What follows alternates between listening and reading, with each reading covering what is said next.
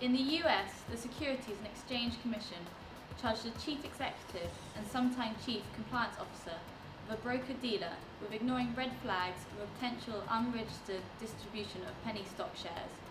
The SEC and the Financial Industry Regulatory Authority have stepped up their efforts against potentially fraudulent offerings, in part by cracking down on their enablers, brokers, their principals, and their registered representatives, and even their CCOs. Her Majesty's Treasury has published a consultation, a new approach to financial regulation, building a stronger system. This followed the government's July 2010 consultation, a new approach to financial regulation, judgment, focus and stability, and its summary of consultation responses, which was published in November 2010. The new consultation has also responded, at least in part, to the Treasury Select Committee's preliminary consideration of the government's proposals for financial regulation reform. We are now joined by Susanna Hammond. Susanna, has the shape of the new regulatory structure been finalised? It's a very good question whether or not the new regulatory structure has been finalised. It doesn't exactly say that in the new Treasury consultation, but what it does do is reiterate the structure that was laid out last summer. Now, that new structure is the Financial Policy Committee, which will be within the Bank of England and focused very much on financial stability. Separately, but a subsidiary of the Bank of England, will be the Prudential Regulatory Authority. Now, that is going to be focused on deposit takers, insurance, and certain to-be-designated investment firms. Again, as the title would suggest, focused on prudential issues. One of the key things the PRA will be doing will be to make sure that if a bank fails, it can do so without damaging the economy.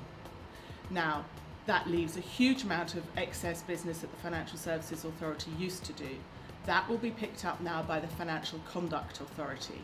This was in earlier drafts referred to as the Consumer Protection and Markets Authority, but the new FCA will cover, broadly speaking, everything else. In addition, it is likely to also take up consumer credit.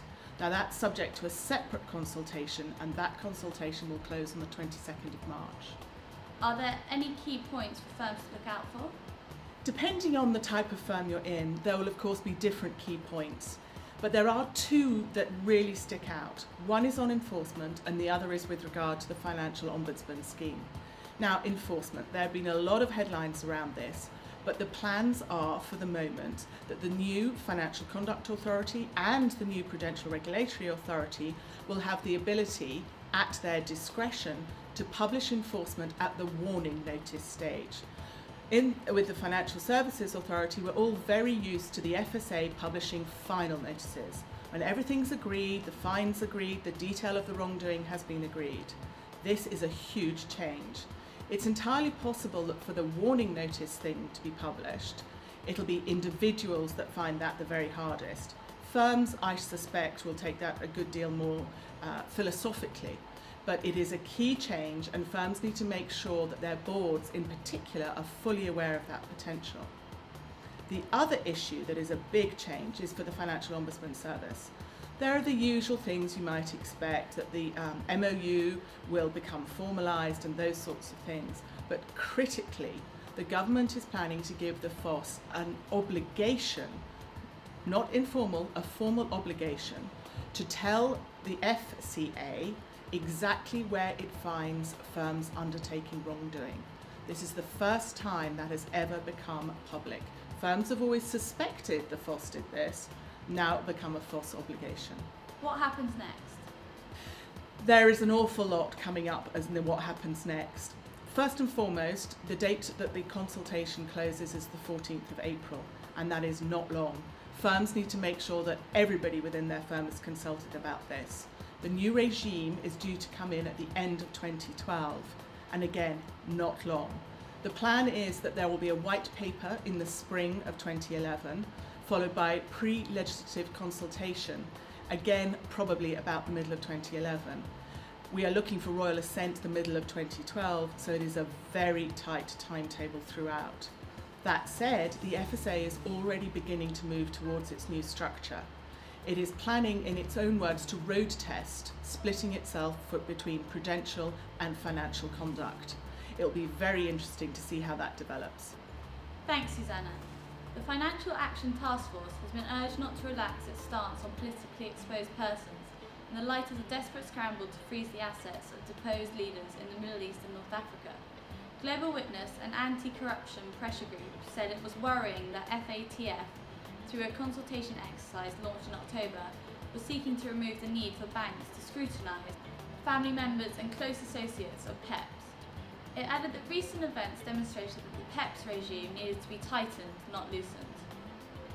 We are now joined by Martin Coyle.